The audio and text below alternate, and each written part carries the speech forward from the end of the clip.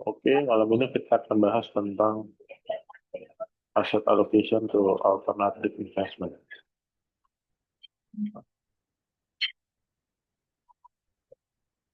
Jadi alokasi aset itu kalau dari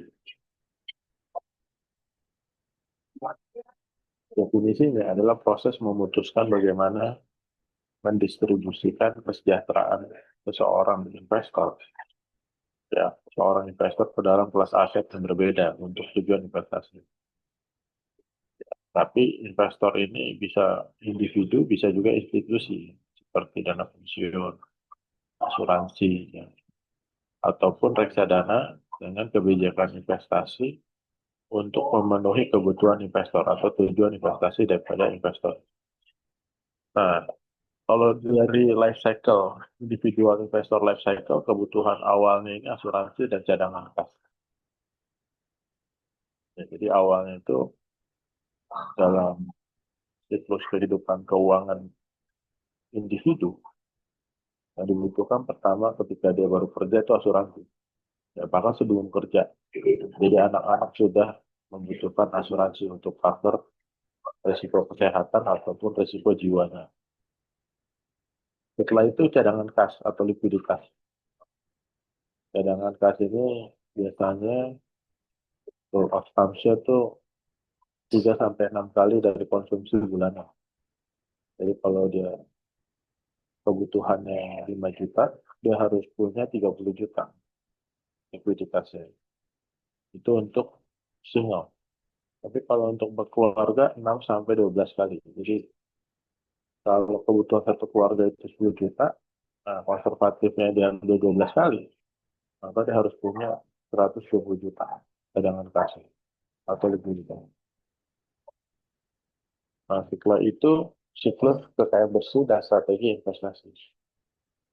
Jadi setelah awal dia punya ini, ya, setelah itu dia perlu pendapatan tetap. Ya, selanjutnya adalah kebutuhan investasi capital appreciation atau di saham.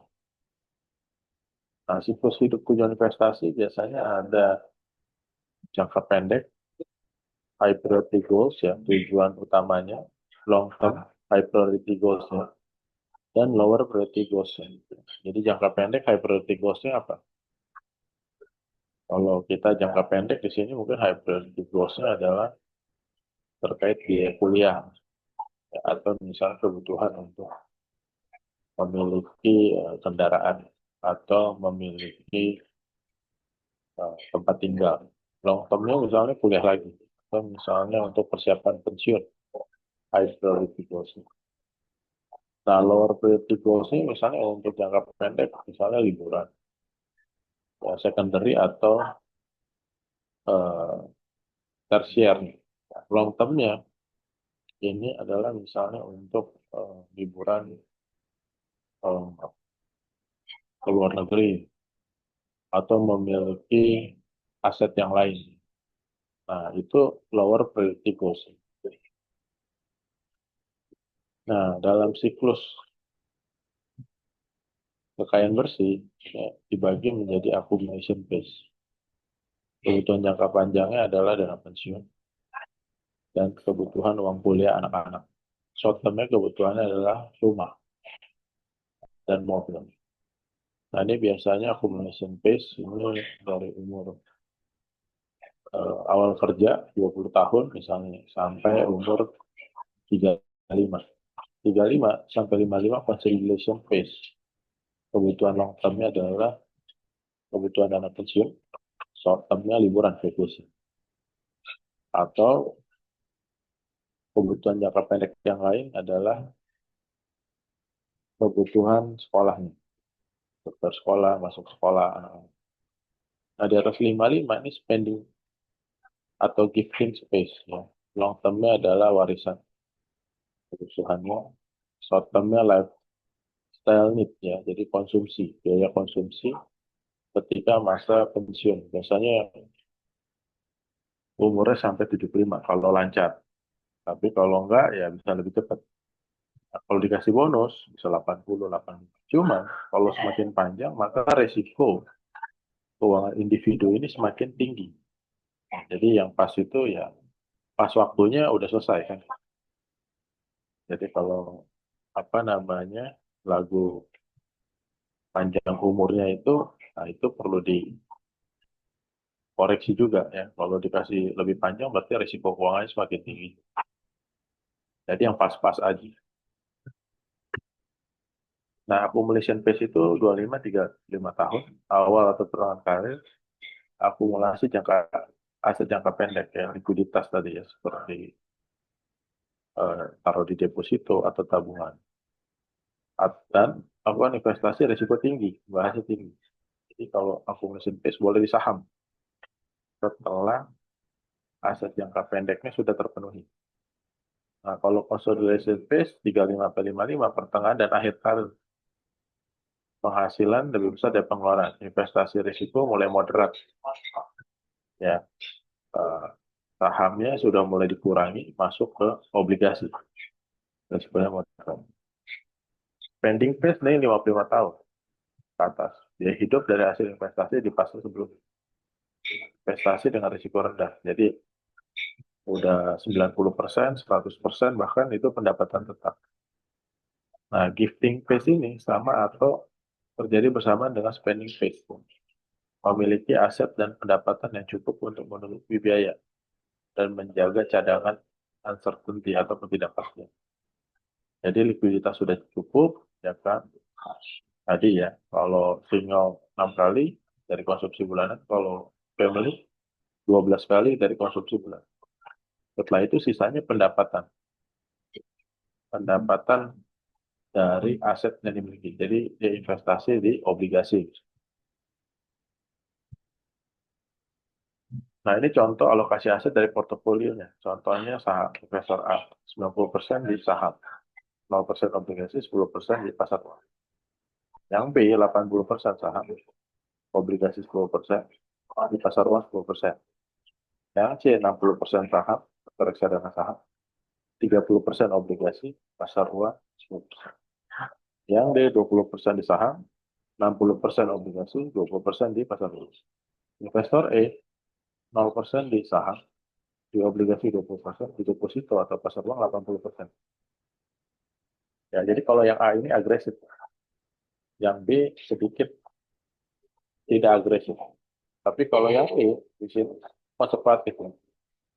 Jadi 80% di pasar uang, 20% di obligasi.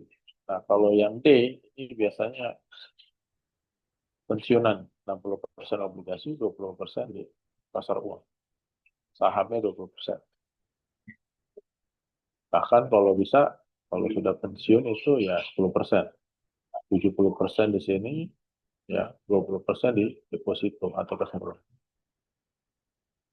Nah, proses alokasi aset menetapkan kelompok aset yang dimasukkan dalam portofolio. Apa aja? Nah, biasanya tiga aset dasar utama. Ya. Aset dasar utama itu saham, obligasi, atau pasar uang. Yang kedua, mendefinisikan ekspektasi pasar modal. Artinya kalau return di saham itu berapa? Kita udah lihat datanya kurang lebih 15%. Obligasi sekarang mungkin 6-7%. Pasar uang itu 3-4%. 3-4%. Yang ketiga, mencari frontier, portofolio yang efisien, artinya efisien frontier. Yang keempat, dari efisien frontier itu bauran optimalnya berapa. Nah, alokasi aset dapat dilakukan secara pasif, ya, artinya buy and hold atau indexing strategi. Yang kedua, aktif, analisa fundamental dan teknikal. Nah, ini return dan risiko dari alternatif investment atau aset. Yang horizontal ini risiko, yang vertikal adalah return. Jadi yang low risk tentu cash. Short term bond, selanjutnya long term bond, large stock, small stock, foreign stock. Individual sektor, emerging market, venture capital. Nah, venture capital ini seperti pendanaan ke perusahaan startup, ya, venture capital. Ya. Nah, alokasi aset itu kita tentukan seleksi aset. Ya. kita melakukan seleksi aset dengan aktif dan pasif. Kalau aktif menggunakan asal fundamental teknik dan menggunakan informasi kayak hari ini BI rate diturunkan. Ya, berarti apa? Kita tahu secara aktif bahwa informasi itu positif dan kita beli saham yang harga naik. Kalau pasif kita menggunakan index fund. Paling itu sudah belajar, sudah lihat macam-macam ETF. Nah, itu contoh index fund. Jadi kita pasif hanya mengikuti indeks tertentu. Nah, asumsinya pasar efisien, artinya tidak bisa menggunakan asal fundamental dan teknikal. Harga bergerak random di pasarnya sehingga menggunakan strategi pasif. Nah, ini biasanya untuk pasar negara maju, ya, seperti Amerika, Eropa, ya, Jepang. Tapi kalau Indonesia ini masih belum efisien, sehingga strategi aktif masih efektif digunakan. Nah, dalam alokasi aset ada strategic asset allocation, ya, yaitu merupakan strategi portofolio jangka panjang. Contohnya misalnya kita punya kebijakan di saham 80 sampai 100%. Maka dalam jangka panjang portofolio kita 80 sampai 100%. Nah, pendapatan tetapnya 0 sampai 20%, instrumen pasar uangnya 0 sampai 20%. Jadi artinya apa? Kalau ekuitasnya turun, ya kan, maka kita tambah ekuitasnya supaya kembali ke 80%. Ya. Nah, kalau ini turun, berarti kan pendapatan tetapnya naik. Misalnya jadi 30. Nah, 10%-nya dijual, ya kan, untuk dibelikan saham. Itu strategic asset allocation.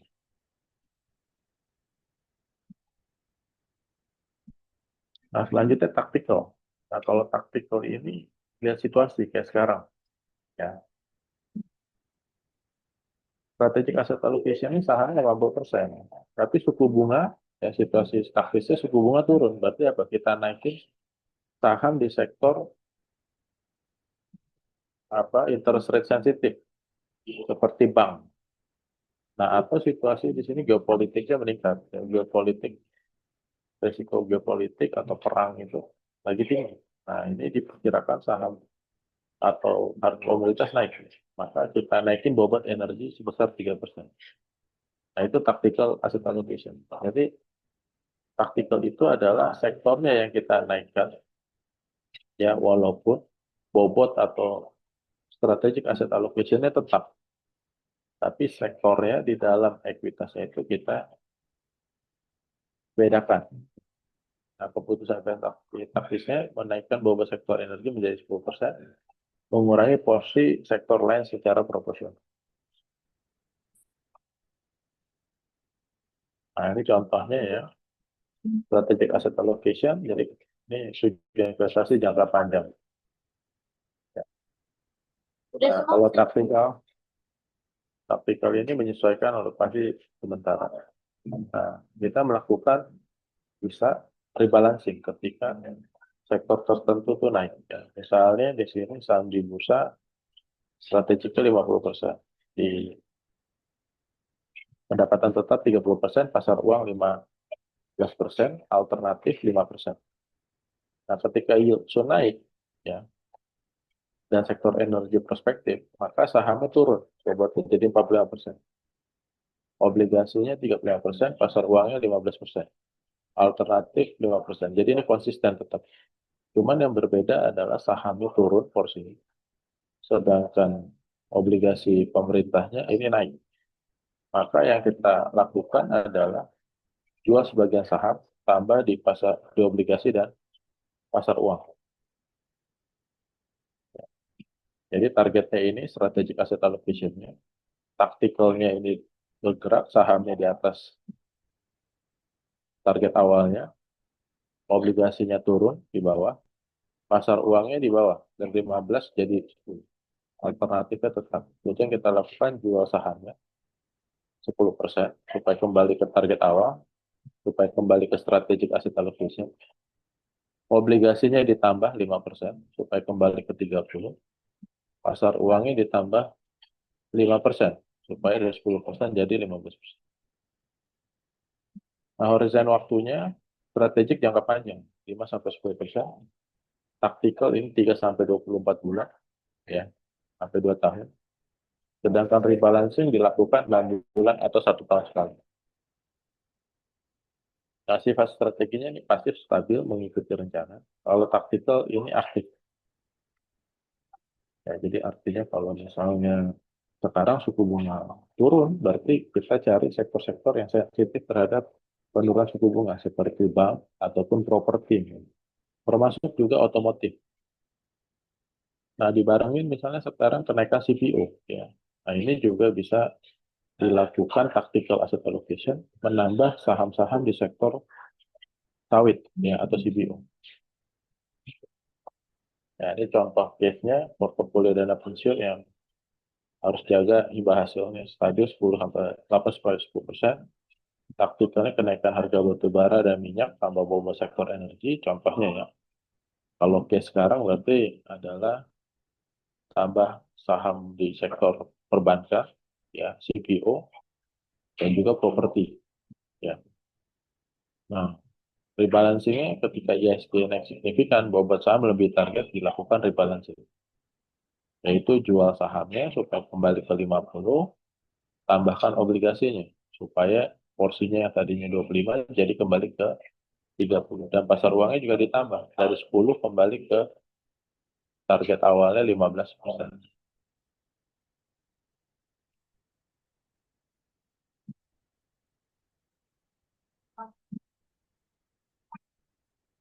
Nah, min varian dalam portofolio, ya, portofolio ada sekumpulan aset yang dapat berupa saham obligasi yang dimiliki oleh investor. Portofolio sebaliknya dibuat dalam bentuk bobot yang dapat menggunakan secara persentase dengan menggunakan nilai pasar masing-masing aset. Nah, untuk menghitung return daripada portofolio, yaitu return portofolio, sama dengan sigma atau penjumlahan dari bobot aset 1 dikali expected return aset 1 atau I. Nah, I-nya dari 1 sampai ke N, yaitu banyaknya saham atau obligasi atau banyaknya aset dalam satu portofolio. Jadi kalau asetnya itu 5, ya berarti I-nya sampai 5 kita hitung. Bobot di saham A dikali return saham A, ditambah bobot saham B dikali return saham B, sampai ditambah bobot saham atau aset E dikali dengan return E. Nah, ini contohnya. Jadi kalau dari dua instrumen, saham dan obligasi, bobotnya 50-50, ya, jumlah bobot itu W sama dengan 1, ya. Jumlah W atau sigma W sama dengan 1, yaitu 100%. Nah, kalau sahamnya 50%, return-nya adalah 15%, maka kontribusinya 7,5% kepada portofolio, yaitu 50 dikali 15%. Obligasi 50%, return-nya 10%.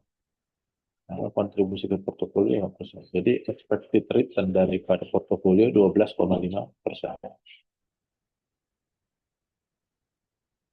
Nah, tadi menghitung return portofolio, sekarang menghitung resiko portofolio.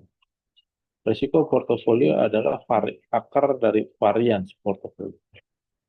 Nah, untuk menghitung varians portofolio, di sini adalah bobot saham A, ini contohnya pakai 2 saham dulu atau 2 aset. Bobot saham A pangkat 2 dikali varians A ditambah bobot B, ya, dikali di pangkat 2, ya, dikali varians B, ditambah 2 bobot A dikali bobot B dikali covariance A dan B. Nah, covariance A dan B ini bisa juga diganti dengan standar deviasi A dikali standar deviasi B dikali korelasi A dan B. Nah, ini contohnya tadi, ya, pakai data tadi. Jadi bobotnya 50%, 50%, standar deviasinya 8% untuk saham, untuk obligasi 5% resikonya atau standar deviasi. Korelasinya minus 0,1. Jadi kita masukkan di sini, hasilnya 4,5%.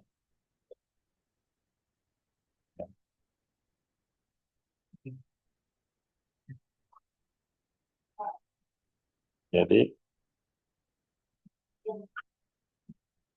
tadi returnnya berapa? Expected returnnya adalah 12,5, Pak. ya 12,5%. 0,5%. Resikonya dia bisa bergerak ke atas, bisa bergerak ke bawah.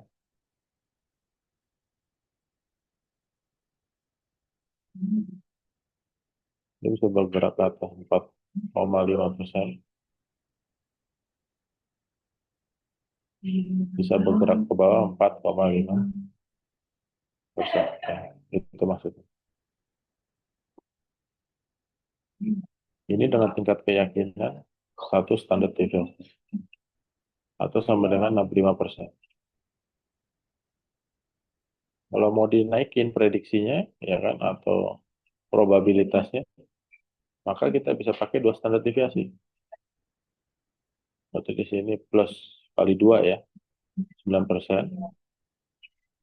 Di sini minus 9%. Kalau ini dua standar deviasi atau sama dengan probabilitasnya 95%. Jadi artinya 95 data bergerak di area ini. Hanya 5 data di luar area ini. Nah, itu maksudnya.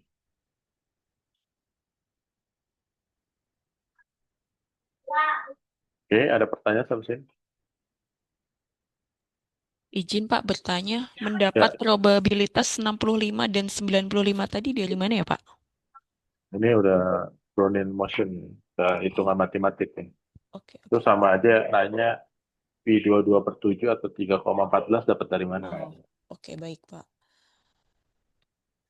Kalau hitung lingkaran ya, ingat kan, masih ingat hitung lingkaran ya. Pi kan, nah Pi itu 3,14 atau 22/7 dapat dari mana ya, itu Oke proses namanya Brownian motion ya. oke. Baik Pak, satu lagi Pak, tadi Ya, yang tactical itu merupakan bagian dari strategi asset allocation nggak Pak gitu? Atau mungkin koreksi kalau saya salah Pak gitu. Atau kita melakukan tactical itu jika terada keadaan tertentu gitu. Misalnya kalau terus kemudian kalau misalnya tadi ada rebalancing itu kan ada kalau kita sudah menemukan deviasinya ya Pak. Nah standar deviasinya itu apakah kita menentukan sendiri kalau misalnya sudah sampai segini harus rebalancing atau gimana Pak? Terima kasih. oke, jadi misalnya kita udah tentukan ya, di saham itu 50, di obligasi 50. Nah, ternyata saham kita itu, ya kan, 50 kan ini terdiri dari berbagai sektor. Nah, kemarin kita taruhnya misalnya di komoditas, ya. Komoditas ekstrimnya lah, adalah 100% dari 50%. Nah, ternyata komoditas nggak ada yang naik, dari komoditas. Tapi apa? Justru terjadi penurunan suku bunga. Nah, apa yang kita lakukan? Kita lakukan tactical asset allocation-nya adalah dengan mengganti saham komoditas menjadi saham perbankan. Tapi bobotnya tetap 50% di saham. Nah, ini adalah strategic asset allocation. Tapi pergantian sektor atau industrinya itulah menjadi tactical asset allocation.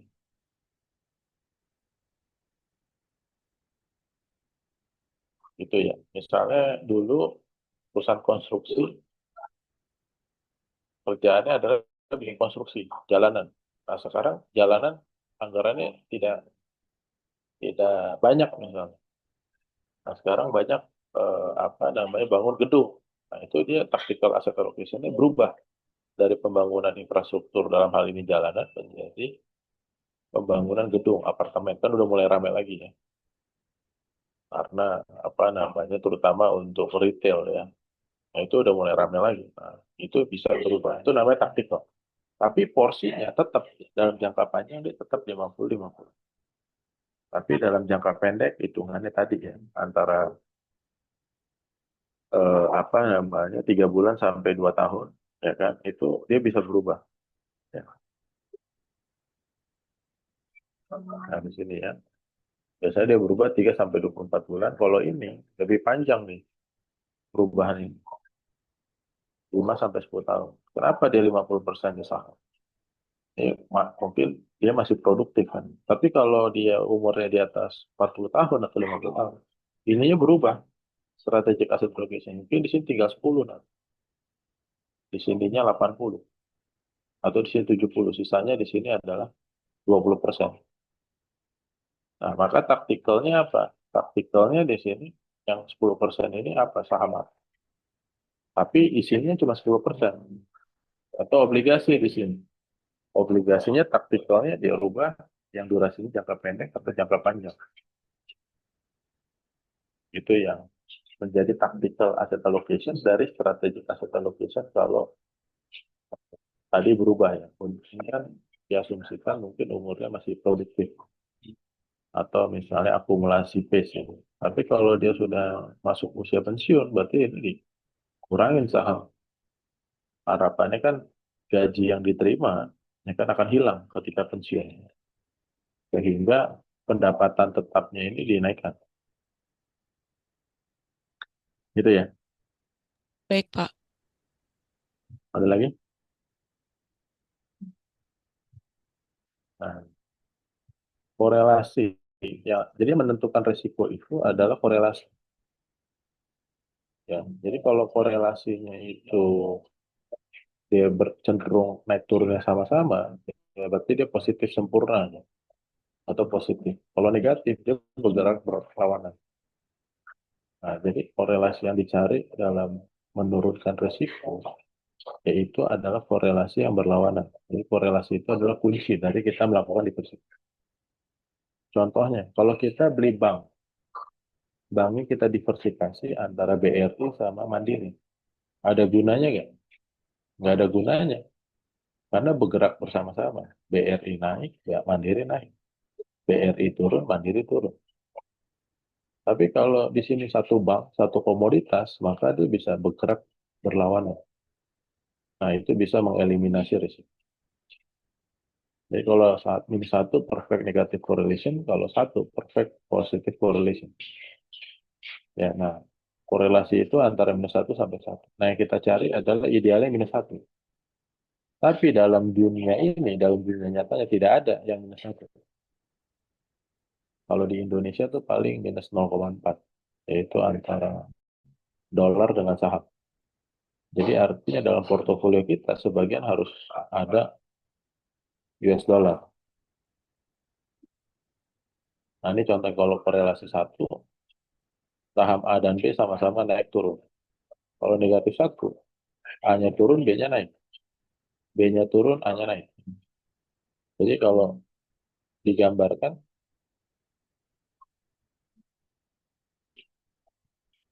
portofolionya bentuknya seperti ini. Sama aja kan. Nah, kalau ini, portofolionya jadi begini. Dia bisa membuat portofolio tanpa risiko. Nah, kalau nol, dia portofolionya ya dia cenderung lebih landai.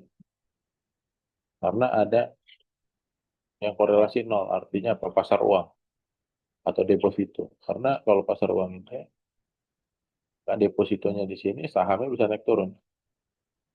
Sehingga portofolionya bisa begini jadi. Ya. Kalau sebagian di saham, bagian di deposito. Nah, ini portofolionya. Ya.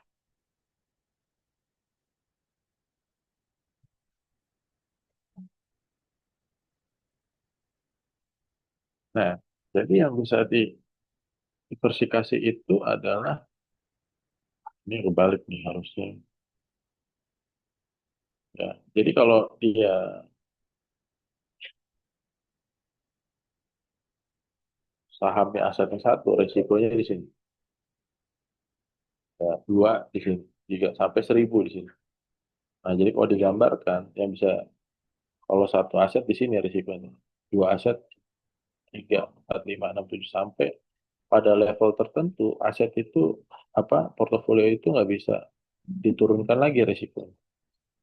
Jadi menambah aset dalam portofolio nggak ada gunanya lagi. Nah, ini bisa jadi penelitian di tesis berapa optimalnya di pasar Indonesia. Tapi banyak penelitian itu menemukan antara 15 sampai 25 ya, saham dalam portofolio saham. Nah, yang tidak bisa didiversifikasi adalah systematic risk, risiko pasar yang bisa dieliminasi adalah unsystematic risk atau individual risk. Nah, ini contohnya. Jadi kalau ada dua saham, ada dua aset, saham dan obligasi. Risikonya 8, obligasinya 5. Risikonya 5%, korelasinya minus 0,1, maka kombinasinya seperti itu. Kalau 100% di saham, obligasinya 0. Risikonya berapa? Risikonya adalah 8% atau sebesar saham. Returnnya berapa? 15% atau sebesar di saham. Ya kan? Berapapun, kalau dikali 0 kan 0. Ya. Kalau obligasi dikali 0 kan 0. Sisanya berarti apa? Yaitu 100% dikali return 100%, 100% dikali 8%. Maka resikonya 8%, returnnya 15%.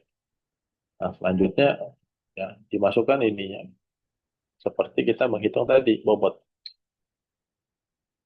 return ya, ke portofolionya. Jadi bobot dikali dengan expected rate. Ya. Kalau risikonya kita masukin tadi. Ya, di sini. Kita masukin. Karena ada semua. Nah, jadilah risiko.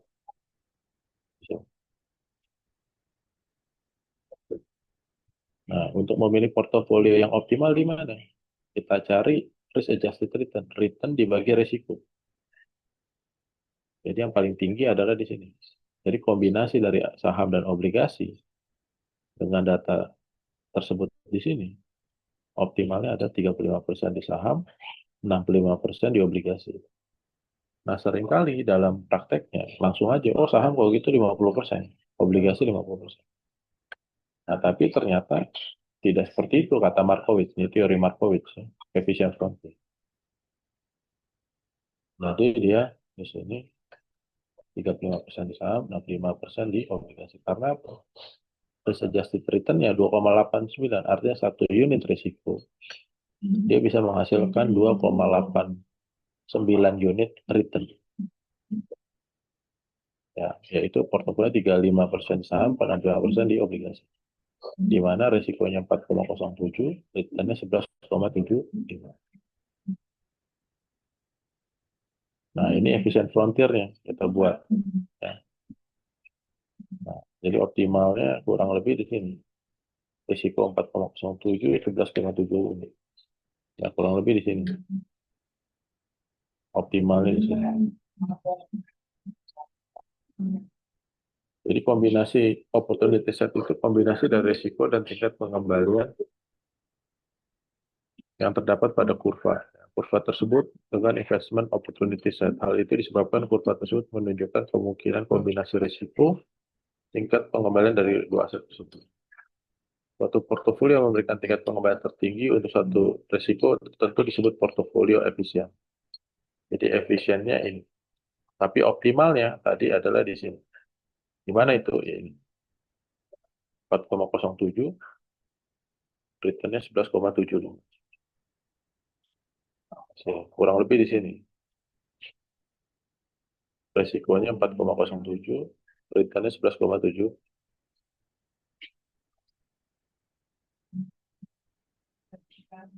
Nah, siklus hidup investasi kalau akumulasi di sini di bawah 35 sarannya untuk investasi ya.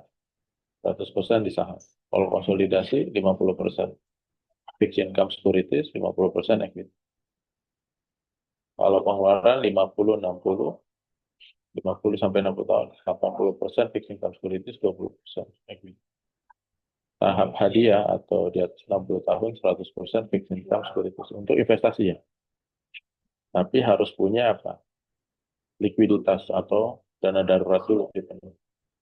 Untuk sisanya investasinya nggak punya.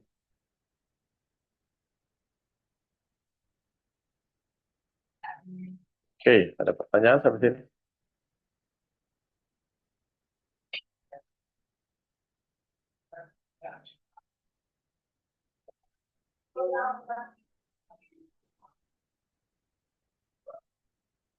Oke, kalau nggak ada, kita break 15 menit dulu ya.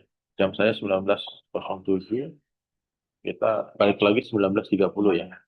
Break dulu. Nah, 19.25 lah ya. Oke, kita break dulu ya.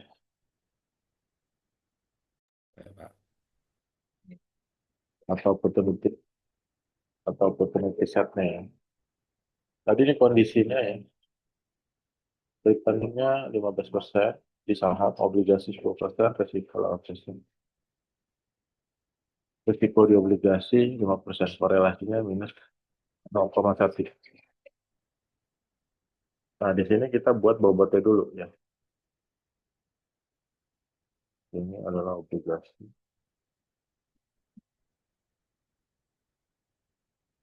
Di sini 100% di saham, di obligasinya berarti 0%. Nah, kalau kita mau buat di sini, misalnya kelipatan 5% boleh, 10% boleh. Misalnya kita buat di sini adalah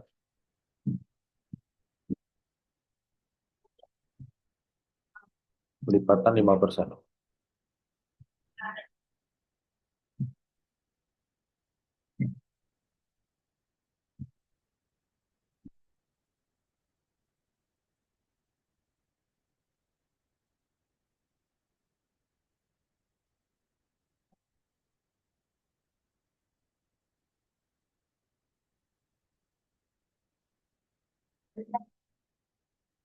Berarti kita buat sampai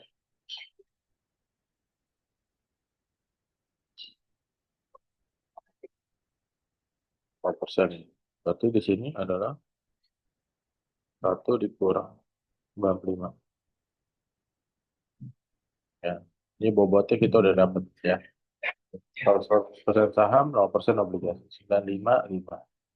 Sampai 0, 100 ya.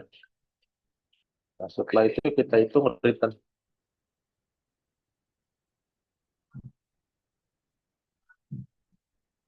portofolionya.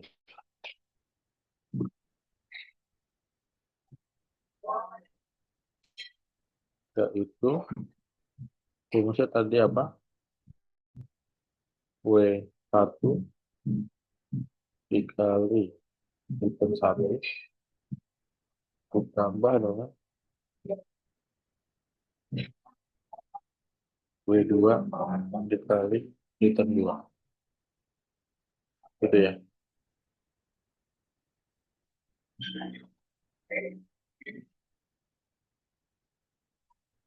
Mana yang kita strike adalah E2 ya. 2 dan F4 ya. F2. F4. Oke. Sampai ke bawah.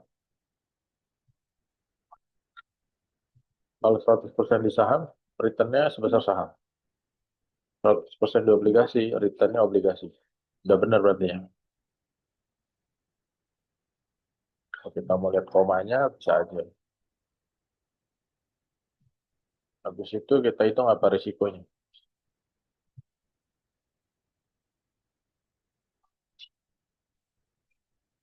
Untuk portofolio tadi rumusnya adalah P1 pangkat 2 dikali varians 1.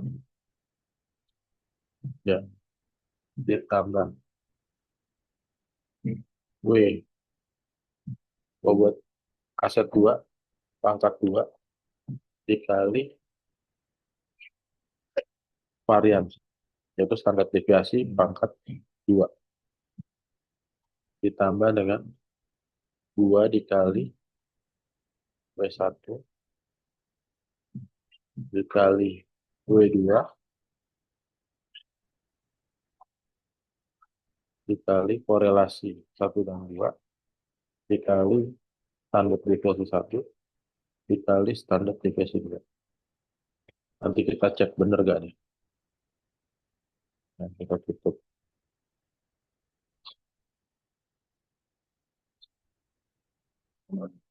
Harusnya resikonya sebesar berapa? Resikonya sebesar saham, ya. Yaitu berapa? 8% kan? Apa yang kurang kira-kira? Ini baru varians ya. Kalau standar deviasinya akar, square root ya, SQRT. 8%, berarti formulanya udah benar ya. Tinggal kita apa? String, dolarin. E3, F3,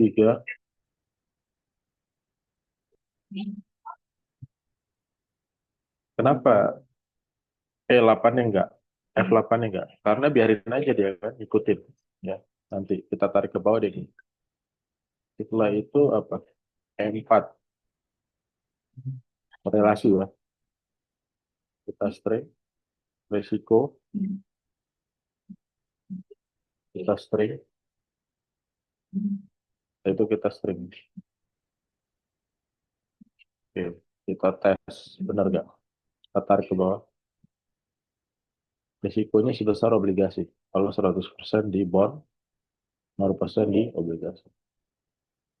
Setelah itu kita hitung RAR-nya, risk adjusted return, yaitu return dibagi dengan risiko.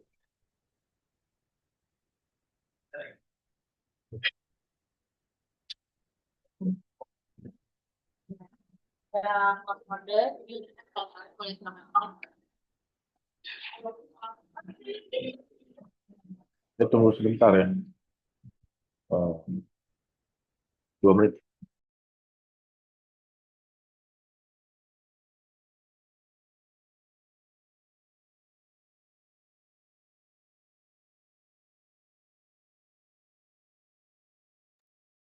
Oke, kita lanjutkan ya. Nah, mana yang paling besar? Yang paling besar itu ada di sini ya. Nah, jadi portofolio optimal di sini.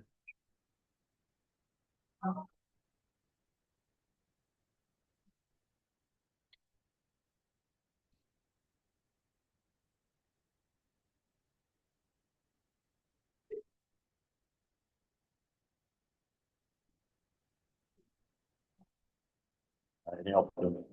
Kalau kita buat efisien frontier ya, tinggal bikin grafiknya. Insert pakai scatter.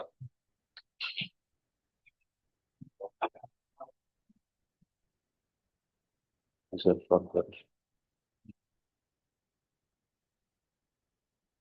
Kalau mau lihat lebih gede, ini bikin minimum juga.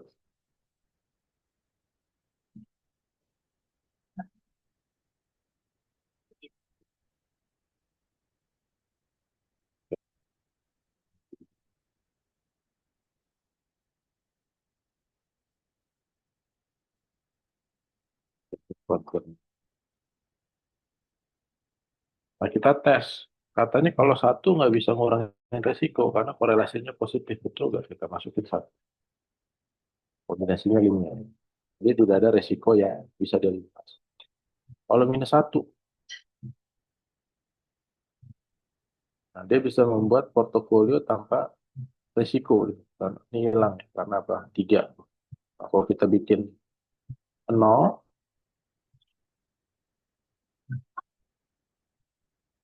nah, dia bisa membuat portofolio walaupun nggak persis nol, tapi dia mendekati nol resiko.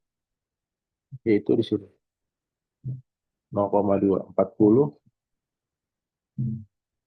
60 forward. Kalau dia minus satu. Jadi 40 di saham, 60% di obligasi.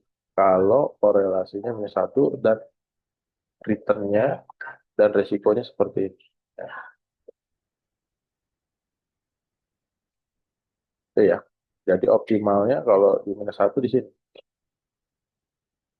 Tapi kalau dia tadi minus 0,1, maka optimalnya sih. Ini yang paling tinggi kan.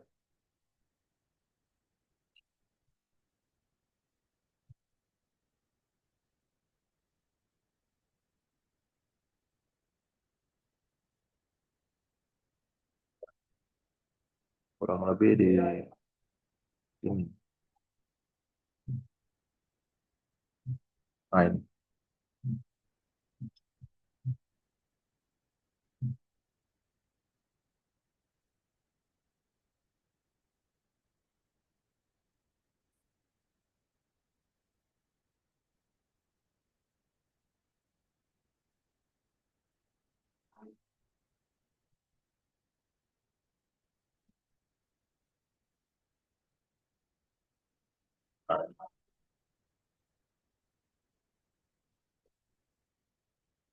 portofolio optimal sih. Dari kombinasi saham dan obligasi dengan data tersebut. Nah, ini dua contohnya. Kalau tiga gimana ya? Bisa. LQ45 bisa nggak? Bisa. Kompas 100 bisa. 960 saham bisa nggak kita buat? Bisa. Bisa frontiernya dan berapa optimal. Itu ya. Ada pertanyaan sampai sini? Aman lah ya. Kita kasih contoh gampang ya.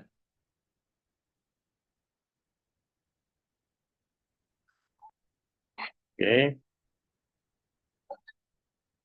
Jadi ini opportunity set-nya atau efficient frontier-nya. Ya. Jadi kurva tersebut namanya opportunity set atau efficient frontier. Ya. Nah, ini tadi siklus-siklus investasi. Nah, ini kuisnya. Untuk hari Senin ya, kuliah kita terakhir. Ya. Oke, itu kuliah kita. Ada pertanyaan sampai sini? Nah, ini kalau misalnya LQ45 dibuat, efisien frontier ya optimalnya berapa? Itu udah satu tesis. Nah, kalau bikin Kompas 100, satu tesis lagi. Jakarta Islamic Index, satu tesis. Ya. Jadi bisa bisa jadi tesisnya atau nanti bikin jurnal ya. Kalau tesisnya udah ada temanya, bisa dibuat jurnal ya dari LQ45.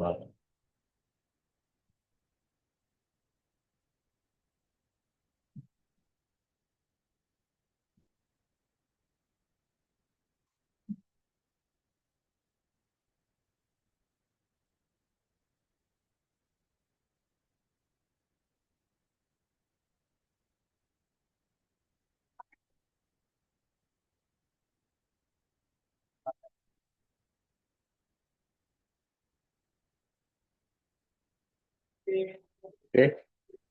Bapak izin bertanya Pak, tadi yang Ya, untuk tugasnya tadi berarti obligasi dan sahamnya nyari di IDX gitu atau gimana Pak? nggak usah. Itu aja datanya kan udah kita. Oh, data aja. Ya kalau mau cari apa namanya, itu materi udah saya share di chat ya. Kalau mau cari data sebenarnya juga boleh. Ini kan udah dikasih. Ya. Tapi kalau mau cari sebenarnya boleh aja.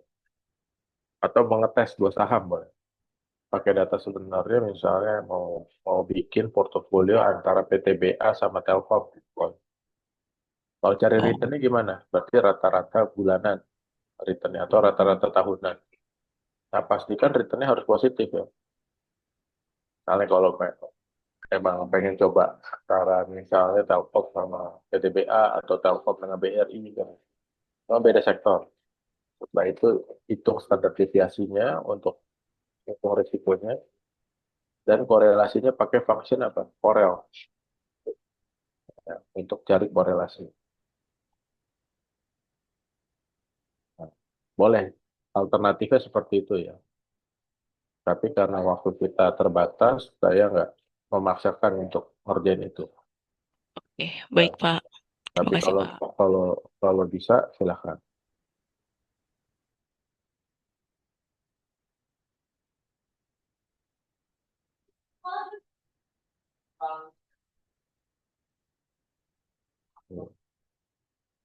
Kalau mau cari korelasi,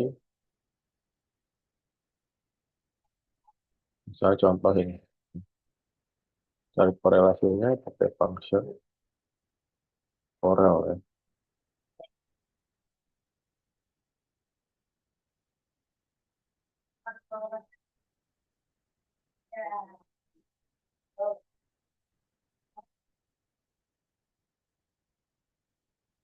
Ini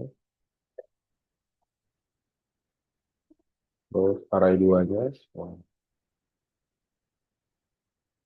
nah, korelasinya minus satu. Nah, korelasinya minus satu. Karena dia kinerjanya berbanding terbalik secara sempurna. Makanya dia minus satu. Korelasinya adalah minus satu. Itu contoh kalau mau cari korelasi, misalnya di PTBA ini Telkom, atau BRI dengan Telkom, atau BCA dengan P2BA. Kalau mau cari dengan data sebenarnya ya. Oke, ada pertanyaan? Oke, kalau nggak ada, demikian ya kuliah kita hari ini. Nanti presentasi yang belum presentasi hari Senin. Ya, terima kasih Pak. Selamat Oke, malam. thank you semua. Yuk, malam. Ya, makasih Pak Pak Rusman. Makasih Pak Paduman malam.